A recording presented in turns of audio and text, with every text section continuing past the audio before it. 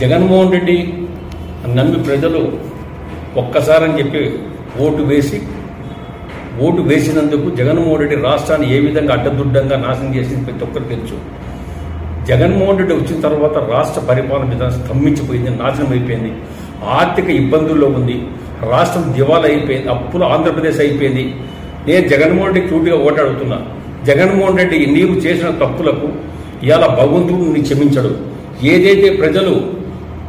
ఏదైతే నాసిరకం మంచి యొక్క లిక్కర్ అమ్ముతానని చెప్పావు, నాసిరకం మంచి మందు అమ్మకుండా కల్తీ మందు అమ్మావు.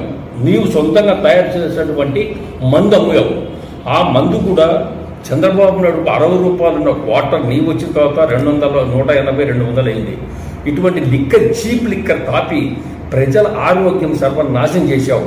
ప్రజలు ఈరోజు చాలామంది ఆడవాళ్ళు సంపాదించిన డబ్బుతో తాగుబోతున్నటువంటి భర్తలకు ప్రాణాలు కూడా